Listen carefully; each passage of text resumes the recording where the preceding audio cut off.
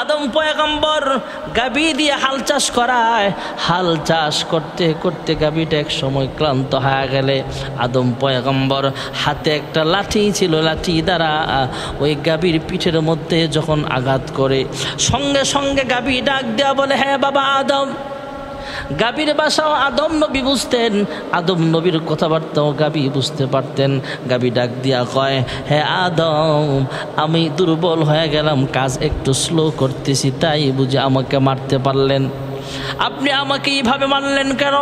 আদম পয়গম্বর জানায় দিলেন, হ্যাঁ গাবিরে, মহান আল্লাহ রাব্বুল আলামিন তোমাকে পাঠাইছেন মানুষের খেদমত করার জন্য। আল্লাহ তাআলা তোমাকে পাঠাইছেন আমি আদমের খেদমত করার জন্য, কৃষি কাজে তোমাকে ব্যবহার করার জন্য। হ্যাঁ গাবি, তারপরেও তুমি উল্টা পাল্টা করো কেন? তাই তোমার গায়ে আঘাত করলাম, তোমাকে বেত্রাঘাত করা হলো, তোমাকে শাসন করার জন্য তোমার গায়ে আমি আঘাত করলাম। এবার গাবি ডাক দিয়া কয়, হে বাবা আদম, আমি একটু ভুল করে খাবার খায়া ফেলার কারণে, যদি আমি একটু দুর্বল হওয়ার কারণে যদি আপনার সাথে তর্কাতর্কি করতেছি, এই জন্য যদি আমাকে আপনি মারতে পারেন, আমাকে যদি আঘাত করতে পারেন। হ্যাঁ আদম পয়গম্বর, আপনি বলতেছেন আমি নাকি উল্টা পাল্টা করতেছি, তাহলে যদি আমার পিঠে আঘাত করতে পারেন আমিও আপনাকে জানাইয়া দিতে চাই, হ্যাঁ বাবা আদম, আপনিও জান্নাতে ভূত ক্রমে এইভাবে ফল খায়া তারপর দুনিয়াতে আসলেন কেন? আপনিও তো আল্লাহ হুকুম করেছেন যেইভাবে সেইভাবে নিষেধ করেছেন। আল্লাহ তাআলা হুকুম করেছেন জান্নাতে বসবাস করার জন্য, আল্লাহ নিষেধ করেছেন গন্ধম ফল খাওয়ার জন্য। তারপরেও তো আপনি শয়তানের ধোকায় পইরা, কুপ্রবঞ্চনায় পইরা ভুল ক্রমে আপনি খেয়ে ফেলেছিলেন কেন? এইভাবে তর্কাতর্কি করতে আরম্ভ করে দেয়। গাবি আদম পয়গম্বরের সাথে ঝগড়া আরম্ভ করিয়া দিলে মহান আল্লাহ তাআলা জিবরাইল আমিনকে পাঠায় দিলেন। হযরতে জিবরাইল আলাইহিস সালাতু ওয়াস সালাম আদম পয়গম্বরের কাছে আসলেন। এবার গাবিকে লক্ষ্য করে কয়, হে গাবি, তুমি হযরতে আদম পয়গম্বরের সাথে এইভাবে তর্কাতর্কি করলা, ঝগড়া ফাসাদে লিপ্ত হয়ে গেলা। হে গাবি, আজ থেকে কিয়ামত পর্যন্ত তোমার জবানটা আল্লাহর পক্ষ থেকে বন্ধ করে দেওয়া হলো। কিয়ামত পর্যন্ত তুমি আর মানুষের সাথে কথা বলতে পারবে না, কথা বলার মতো শক্তি আল্লাহ ছিনায়া দিয়েছে। হযরত আদম পয়গম্বর দুনিয়ার জমিনে আসলেন। ভাইয়েরা আমার, হযরত আদম আলাইহিস সালাতু ওয়াস সালাম দুনিয়ার জমিনে আইসা শুধু কান্দে রব্বানা যালামনা বলিয়া। হাওয়া আলাইহিস সালামকে আল্লাহ পাঠাইলেন জাদ্দায়, আদম পয়গম্বরকে পাঠাইলেন শরণ দ্বীপে শ্রীলঙ্কায়। দুইজনকে অনেক দূরে পাঠাইলে আদম পয়গম্বর শুধু ঘুরে ঘুরে কান্দে, রব্বানা যালামনা আনফুসানা ওয়া ইল্লাম তাগফির লানা ওয়া তারহামনা লানাকুনান্না মিনাল খাসিরিন। ভাইয়েরা আমার, বন্ধুরা আমার, মহান আল্লাহ রাব্বুল আলামিনের দরবারে আদম পয়গম্বর শুধু কান্দে, আল্লাহ তুমি আমাকে মাফ করে দাও, আমার নফসের উপরে আমি জুলুম করলাম। আল্লাহ শিখায়া দিয়েছেন এই দোয়া পড়ার জন্য। আদম পয়গম্বর এই দোয়াটাই পড়তেছিলেন। আদম পয়গম্বর 350 বৎসর কাঁদলেন। ভাইয়েরা আমার, 350 বৎসর কান্নার পর মহান আল্লাহ তাআলার কাছে দোয়া করে, আল্লাহ জান্নাতের ভিতরে যখন আমার দেহের ভিতরে আপনি রূহ ঢেলেছিলেন, আমার দেহের ভিতরে যখন আপনি রূহ দিয়েছিলেন, রূহ দেওয়ার সঙ্গে সঙ্গে আমি যখন চোখ খুললাম, চোখ মেলে দেখি জান্নাতের ওয়ালের মধ্যে তথা গেটের মধ্যে তোমার নামের পাশাপাশি আরেকটা নাম দেখা যায়, লা ইলাহা ইল্লাল্লাহ মুহাম্মাদুর রাসূলুল্লাহ। হযরত আদম পয়গম্বর আল্লাহ তাআলার কাছে ডাক দিয়া কয়, হ্যাঁ মালিক, জান্নাতের ভিতরে, জান্নাতের গেটে আমার ভিতরে রূহ দেওয়ার পরে গেটের মধ্যে যেই তোমার নামের সাথে একটা নাম দেখেছিলাম, এই নাম যেহেতু তোমার নামের পাশাপাশি লেখা আছে, অবশ্যই তোমার একজন প্রিয় বন্ধুর নাম হবে। ইয়া মুহাম্মদ জগতু জালা, ইয়া মুহাম্মদ জগতু জালা, কমলিওয়ালা তোমারি নাম মদিনাওয়ালা তোমারি নাম। এই পৃথিবীর নামে ঢঙ্কা, এই পৃথিবীর নামে ঢঙ্কা, সবারই সেরা তোমারি নাম, কমলিওয়ালা তোমারি নাম। ফকির দরবেশ বাদশাগণের, ফকির দরবেশ বাদশাগণের গলারি মালা তোমারি নাম, কমলিওয়ালা তোমারি নাম। লৌহে মাহফুজে আছে যে লেখা, লৌহে মাহফুজে আছে যে লেখা, মিমেরি দ্বারা তোমারি নাম, আলামিন উপাধি তোমারি নাম। ভাইরা আমার, বন্ধুরা আমার, মহান আল্লাহ রাব্বুল আলামিন আদম হাওয়াকে জমিনে পাঠালেন। আদম পয়গম্বর এবার কান্দে, হে মালিক, জান্নাতের গেটের মধ্যে তোমার নামের সাথে একটা নাম দেখেছিলাম, অবশ্যই তোমার কোনো প্রিয় বান্দার নাম হবে গো মালিক। হ্যাঁ মালিক, এই নামটা যদি তোমার প্রিয় কোনো বান্দার হয়ে থাকে, এই নামের উসিলায় আপনি আমাদেরকে ক্ষমা করিয়া দেন। মহান আল্লাহ রাব্বুল আলামিন এবার ঘোষণা করে দিলেন, হ্যাঁ আদম, আমি আল্লাহ তোমাকে মাফ করে দিলাম। মহান আল্লাহ তাআলা আদম হাওয়াকে একসাথে দেখা করায়া দিলেন। 350 বছর কান্নার পর জাবালে রহমত পাহাড়ের উপরে দুইজনকে একত্রিত করে দিলেন। অচেনা অচেনা ভাবে আরাফার ময়দানের পাশে যেই পাহাড় আছে জাবালে রহমত, ওই পাহাড়ের উপরে এক সাইড দিয়ে আদম পয়গম্বর পাহাড়ে উঠলেন, অন্য সাইড দিয়ে খুঁজতে খুঁজতে স্বামীকে তালাশ করতে করতে তিনিও আদম পয়গম্বর যেইভাবে উঠছেন, হাওয়া আলাইহিস সালাম আদম পয়গম্বরকে খুঁজতে খুঁজতে সেখানে একই পাহাড়ে উঠে গেলেন। মুখামুখি দেখা হয়ে গেল। ভাইয়েরা আমার, জাবালে রহমত পাহাড়ের মাঝে একটা পিলার গাড়া আছে, ওই পিলারটা যেখানে আছে ওখানে আদম হাওয়া একসাথে হয়েছিল, মিলন মেলা ঘটেছিল। আল্লাহ তাআলার কাছে কিয়ামত পর্যন্ত এইভাবে মহান আল্লাহ রাব্বুল আলামিন আদম পয়গম্বরকে ঘোষণা দিয়া দিলেন, হে আদম, আমি আল্লাহর কাছে তোমার এই মিলন মেলাটা আমি আল্লাহর কাছে পছন্দের হয়ে গেছে, তোমার তওবাটাও আমি আল্লাহ কবুল করে নিলাম। শয়তান ভুল করেছে, অন্যায় স্বীকার করে নাই, অহংকার করেছে, আমি আল্লাহর কাছে মাফ চাই নাই, কিন্তু আদম তুমি শয়তানের ধোকায় পড়ে ভুল করে ফেলেছিলা। ভুল করার পরও আমি আল্লাহর কাছে এমনভাবে কাঁদলা, রব্বানা যালামনা বলিয়া আমি আল্লাহ তোমাকে মাফ করে দিলাম। পাশাপাশি ঘোষণা করে দিলাম, হে আদম, তুমি যেমন 350 বছর কাঁদলা রব্বানা যালামনা বলিয়া, তোমার কোনো উম্মত, তোমার কোনো সন্তান, আদম সন্তান যখন গুনাহ করে ফেলবে, গুনাহ করার মতো শক্তি দিয়েই তো আল্লাহ জমিনে মানুষ পাঠাইছেন। এ মানুষ যখন গুনাহ করে ফেলবে, তোমার মতো রব্বানা যালামনা আনফুসানা ওয়া ইল্লাম তাগফির লানা ওয়া তারহামনা লানাকুনান্না মিনাল খাসিরিন, তোমার সন্তানরাও যদি এইভাবে আমি আল্লাহর কাছে তওবা করে, হে আদম, আমি আল্লাহ ঘোষণা দিয়া দিলাম, আমি আল্লাহ তার জিন্দেগির সব গুনাহ খাতাগুলো মাফ করে দেব। ক্ষমা চাও ডুবে যদি পাপ দরিয়ায়, ক্ষমা করে দিবেন প্রভু দয়া বিলায়, দরগাহে কেন তার, দরগাহে কেন তার হাত পাতো না, হৃদয়ের জানালা খুলে দাও না, প্রভুর প্রেমে কেন সাড়া দাও না। ভাইয়েরা আমার, বন্ধুরা আমার, আল্লাহ রাব্বুল আলামিনের কাছে তওবা করলে আল্লাহ তাআলা তওবা মাফ করে দেয়।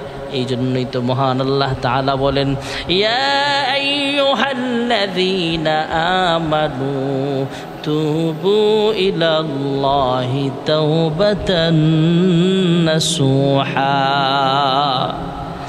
আল্লাহ রাব্বুল আলামিন ঈমানদারদেরকে লক্ষ্য করে বলেন, হ্যাঁ ঈমানদারেরা, হ্যাঁ আমার ঈমানদার বান্দা বান্দিরা শোনো, তোমরা যখন কোনো গুনাহ করে ফেলবা, গুনাহ করতে করতে তোমাদের অন্তরটা কালো হয়ে যাবে, সাদা দিলটাকে নাপাক বানায় ফেলবা, তখন আমি আল্লাহর কাছে তোমরা তওবা করবা। হে পরওয়ারদিগার আলম, আমি একজন গুনাহগার, আপনি আমাদেরকে মাফ করিয়া দেন, আর জিন্দিগিতে কোনো গুনাহ করব না। আল্লাহর কাছে যখন আমরা ক্ষমা চাই, মহান আল্লাহ রব্বুল আলামিন আল্লাহ তাআলা আমাদেরকে মাফ করে দিবেন। একনিষ্ঠভাবে তওবা করা লাগবে। ভাইয়েরা আমার, বন্ধুরা আমার, আদম পয়গম্বর যেভাবে তওবা করেছেন সেইভাবে আমাদেরকেও আল্লাহ তাআলার কাছে মাফ চাওয়া লাগবে। আয় আল্লাহ, আমার মতো গুনাহগার আর আসমানের নিচে জমিনের উপরে আর একজনও নাই। আয় আল্লাহ, আমি যদি তোমার কাছে মাফ চাই, আমি যদি তুমি আল্লাহ যদি আমাকে ফিরিয়ে দাও, আমি তোমার কাছে মাফ চাইলাম। তুমি আল্লাহ ছাড়া আমার কোনো আল্লাহ নাই, তুমি ছাড়া আমার মাফ করানোওয়ালা আর কেউ নাই। তুমি ছাড়া কারি কাছে আমরা করি বরদান, তুমি বিনে কে বুঝিবে মনেরই বেদন।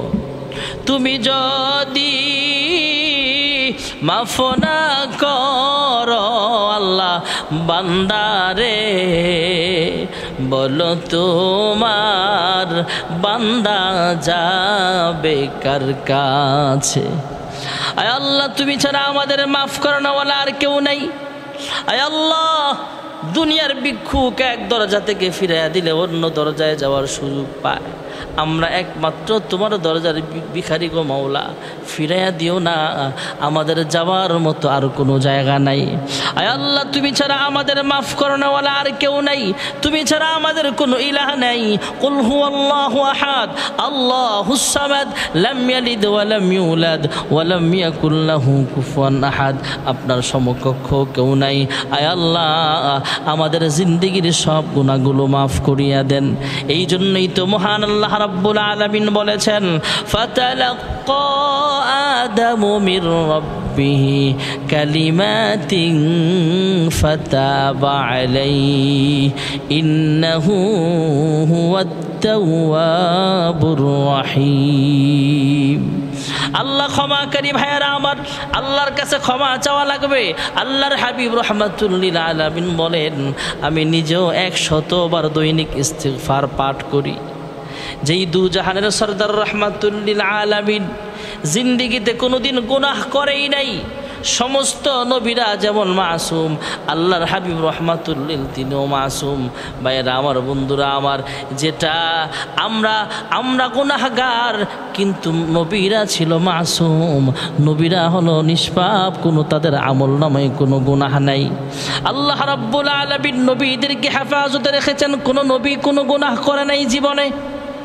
নবীরা হলো মাসুম, বেগুনাহ মাসুম, আর সাহাবায়ে কেরাম হলো মাগফুর, তাদের জিন্দেগির গুনাহগুলো আল্লাহ রাব্বুল আলামিন ক্ষমা করে দিয়েছেন। আল্লাহর হাবিবের জীবনে কোনো গুনাহ নাই। আল্লাহর হাবিব হলেন দুজাহানের সরদার, তারপরও আল্লাহর হাবিব বলেন, আমিও দৈনিক 100 বার ইস্তিগফার পাঠ করি। আল্লাহ রাব্বুল আলামিন তাওবাকারীকে অনেক পছন্দ করেন। আমার আজকের তেলাওয়াতকৃত হাদিসও বলেন, আত-তাইবু মিনায-যামবি কামান লা যামবা লাহু। যেই ব্যক্তি গুনাহ করার পরেও আমি আল্লাহর কাছে তওবা করবে, আল্লাহর হাবিব বলেন, যেই ব্যক্তি গুনাহ করে ফেলেছে অনুতপ্ত হয়ে অনুশোচনা মনের ভিতরে চলে আসবে, গুনাহ ছেড়ে দেবে, আল্লাহ তাআলার কাছে একনিষ্ঠভাবে তওবা করবে, মহান আল্লাহ রাব্বুল আলামিন তার জিন্দেগির সব গুনাহগুলো মাফ করে দেবে। ভাইয়েরা আমার, বন্ধুরা আমার, তাই আসুন, আমাদের গুনাহ হয়ে যেতে পারে, শয়তানের ধোঁকায় পড়ে, কুপ্রবঞ্চনায় পড়ে আমাদের গুনাহ হয়ে যেতে পারে। আমাদের পদে পদে শয়তান আমাদের শত্রু, যেহেতু আল্লাহ রাব্বুল আলামিন নিজে কোরআনুল কারীমে বলেন, ইন্নাশ শাইতানা লিল ইনসানি আদুউম মুবিন। শয়তান হলো মানুষের প্রধান দুশমন, প্রধান শত্রু। শয়তান হলো আমাদের প্রকাশ্য দুশমন। তাই শয়তানের কুপ্রবঞ্চনায় পড়ে আমরা অনেক সময় গুনাহ খাতা করে ফেলতে পারি। এই জন্যই তো আল্লাহর হাবিব বলেন, ইয়া আইয়ুহান নাস তুবু ইলাল্লাহ ফাইন্না আতুবু ইলাইহি ফিল ইয়াউমি মিআতা মাররা আও কামা ক্বালান নাবিয়্যু আলাইহিস সালাতু ওয়াস সালাম। আল্লাহর হাবিব রাহমাতুল লিল আলামিন বলেন, হে উম্মতেরা, হে লোক সকল, তোমার গুনাহ চলে আসছে, জীবনে কোনো গুনাহ করে ফেলেছ, আল্লাহর কাছে মাফ চাও। আল্লাহ হলেন ক্ষমাশীল। আল্লাহ তাআলার কাছে ক্ষমা চাইলে আল্লাহ তাআলা তোমাকেও মাফ করে দিবে। আল্লাহর হাবিব জানালেন, আমি বেগুনাহ মাসুম হওয়ার পরও ইয়া আইয়ুহান নাস তুবু ইলাল্লাহ ফাইন্না আতুবু ফিল ইয়াউমি মিআতা মাররা আও কামা ক্বালান নাবিয়্যু আলাইহিস সালাতু ওয়াস সালাম। আরাফাতে মুক্তি দুজন, আই মদিনায় কে যাবি, আরব সাগর পাড়ি কে দিবি। শুনবলি দরিয়ার ঢেউ, আমার সালাম নিল না কেউ, আমার সালাম পৌঁছে দিও যেথায় দিনের নবী, আরব সাগর পাড়ি কে দিবি। ভাইরা আমার, বন্ধুরা আমার, আদম হাওয়াকে আল্লাহ রাব্বুল আলামিন যেমনভাবে প্রথম ভুলটা ক্ষমা করে দিয়েছেন, শয়তানকে আল্লাহ ক্ষমা করে নাই, কারণ শয়তান তার ভুল বুঝতে পারে নাই। শয়তানের যে ভুল হয়েছে আল্লাহর কাছে স্বীকারও করে না, আয় আল্লাহ আমার গুনাহ হয়ে গেছে, পাপ হয়ে গেছে, মাফ করে দেন। উল্টা শয়তান আল্লাহর সামনে অহংকারী প্রদর্শন করেছে। আল্লাহ তাআলা তাকে জান্নাত থেকে বহিষ্কার করে দিলেন। ফাআযাল্লাহুমাশ শাইতানু আনহা ফাআখরাজাহুমা মিম্মা কানা ফি وقلنا هبطوا بعضكم لبعض। আমার বন্ধুরা আমার, শয়তান যেমনভাবে আদম হাওয়াকে জান্নাত থেকে বহিষ্কার করেছে, তথা জান্নাত থেকে দুনিয়ায় পাঠানোর পিছনে ষড়যন্ত্র করেছে। শয়তান যখন ষড়যন্ত্র মাঠে নিয়ে নামলেন, আল্লাহর সাথে চ্যালেঞ্জ করলেন, আয় আল্লাহ আমাকে কিয়ামত পর্যন্ত হায়াত দান করেন। আল্লাহ তাআলা বলেন, তোমাকে হায়াত দিলাম নির্দিষ্ট সময় পর্যন্ত, ইসরাফিলের প্রথম সিংহে ফুঁক দেওয়া পর্যন্ত তোমাকে অবকাশ দিলাম। আল্লাহর কাছে আরো কিছু পাওয়ার চাইলেন, আল্লাহ আমি যেন মুহূর্তের মধ্যে এক দেশ থেকে আরেক দেশে বাতাসের মতো চলতে পারে, আমাকে তৌফিক দেওয়া লাগবে। আল্লাহ রাব্বুল আলামিন জানায়া দিলেন, যাও তোমাকে এই ক্ষমতাও আমি আল্লাহ দিয়া দিলাম। শয়তান কয়েকটা ক্ষমতা নিয়ে ডাক দেয়া কয়, আল্লাহ যে ক্ষমতা তুমি আমার দিয়েছ, তোমার আদম সহ আদম সন্তানদেরকে জাহান্নামে নিয়ে যাব। ডান দিক থেকে আক্রমণ করব, বাম দিক থেকে আক্রমণ করব, সামনের দিক থেকে আক্রমণ করা হবে, পেছন দিক থেকে আক্রমণ করা হবে। চতুর্মুখী ষড়যন্ত্র করে তোমার বান্দা বান্দীদেরকে জাহান্নামের দিকে নিয়ে যাব। মহান আল্লাহ তাআলা ডাক দেয়া কয়, আদম আমার বান্দা বান্দির জন্য আমি আল্লাহর কাছে আরো দুইটা দিক আছে, একটা হলো জমিনের দিক, আর একটা হলো আসমানের দিক। আমার বান্দা যখন জমিনে আমি আল্লাহর কুদরতি ভাবে সাজদা দিয়া দিবে, আর উপরের দিকে হাত তুলে বলবে, হে মালিক রব্বানা যালামনা আনফুসানা ওয়া ইল্লাম তাগফির লানা ওয়া তারহামনা লানাকুনান্না মিনাল খাসিরিন। আমি আল্লাহর কাছে যখন তওবা করবে, আমি আল্লাহ তাআলা আমার বান্দা বান্দির জিন্দেগির সব গুনাহগুলো মাফ করে দেব। আল্লাহ তাআলা আমাদের সকলকে একনিষ্ঠভাবে তওবা করে জীবনের গুনাহ মাফ করায়া কবরে যাওয়ার তৌফিক দান করুন। আমিন। ওয়া আখিরু দাওয়ানা আনিল হামদুলিল্লাহি রাব্বিল আলামিন।